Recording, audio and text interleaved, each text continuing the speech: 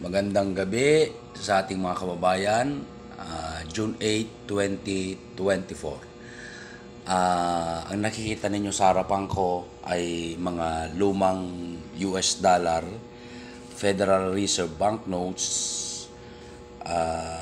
Series 2009 and 2009A, mga luma na. Okay. Ang kwento kung bakit ko natuklasan ito, dahil sa problema ito sa loob ng pamilya. Okay.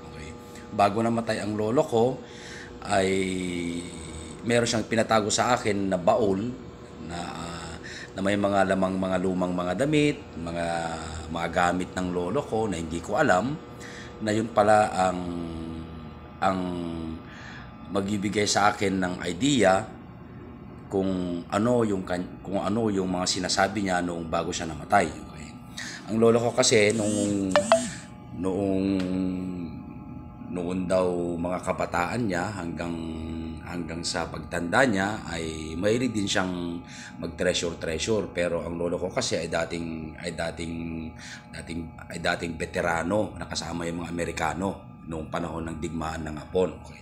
So, ang lola ko, dahil ulyanin, napakarami niyang kwento. Maya-maya, magkwento siya ng Hapon, maya-maya, magkwento siya ng Amerikano, maya-maya, magkwento siya ng mga babae, na hindi mo alam kung totoo yung mga sinasabi niya, at hanggang tumanda nga siya, at na-involve siya sa mga treasure hunting, at namatay siya noong 2013. Nagkataon na ngayon, last year lang, ay nagkataon na nagkaroon ng problema ang pamilya at nag-away-away ang pamilya hindi lamang sa dalawang metro na boundary ng lupa. Okay.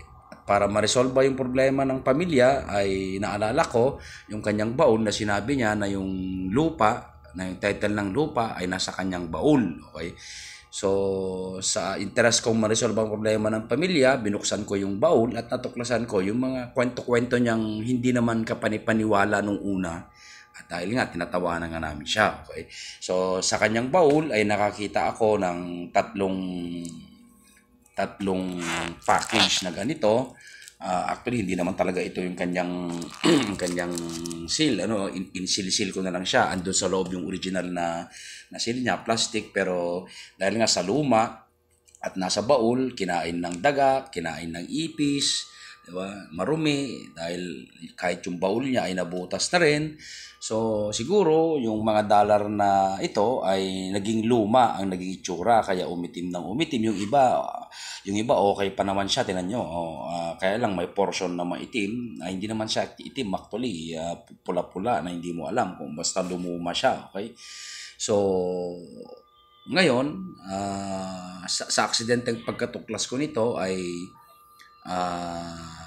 nanghihingi ako sa inyo ng tulong, okay? Hindi naman ako namimilit sa sinumang tao na gustong tumulong, pero ito kasi ay mga luma, ibig sabihin mga treasure na kayamanan nito, mga bagay na to na siguro ay merong halaga kung ito ay malinisan, okay? Nagtry ako sa mga bangko at sa mga money changer at nagtry akong mag-canvas at yung ibang mga money changer at ibang mga bangko ay pwede raw nila ito kunin, pero kukunin nila ng 15 pesos o baka raw babawasan pa. Okay? Samantalang kung ito daw ay malinisan ng maayos, ay pwedeng papalitan nila ng 55 or 56 or 53, depende daw ito sa palitan ng dolyar at saka peso. Okay.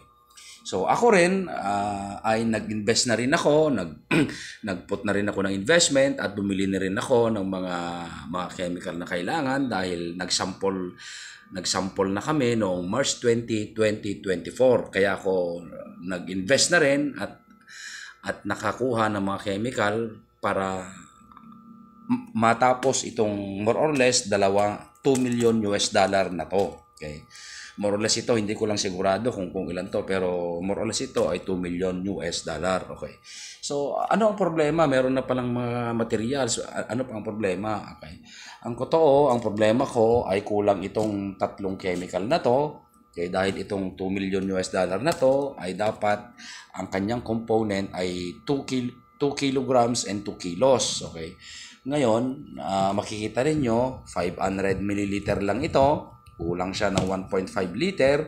Ito naman ay 250 grams lamang ito. Kulang pa siya ng kulang-kulang 2 kilo. At ito naman ang pangatlo na to ay 100 grams lang ito. Okay, so ito ang problema ko. Okay, tatlong chemical na to. Ngayon, kung sino man ang gustong tumulong sa akin at makabili tayo ng kompletong chemical na to, matatapos natin ito ng minsanan. Okay? Dapat nyo unawain na yung gagawa nito, na yung mga eksperto na gagawa nito, ay gusto rin naman nila na one shot, one deal lamang. Okay, so kung nakikita ninyo, ay kumpleto na ako ng rekurso, materials, pero kulang lang ako ng tatlong ito. Okay. Kung sino man ang gustong tumulong sa akin para matapos itong 2 million US dollar na to, na mga lumang mga dolyar na to, ating kapatid, okay, 1 million sa inyo, 1 million sa akin.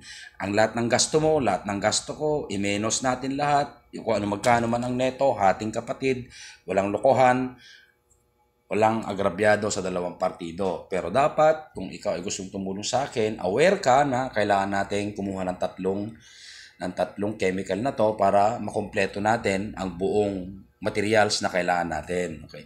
Hindi na natin kailangan ng anumang tao, tayo na lang gagawa kasi alam ko naman na kung paano gagawin. Tulungan mo lang ako kung paano makumpleto yung mga materials na to. Kung interesado ka, kontakin mo lamang ako, boss. Ulitin ko, hating kapatid. Pag-usapan natin ng maayos, walang agrabyado, walang lokohan. Kung gusto mo, maraming salamat at maraming salamat.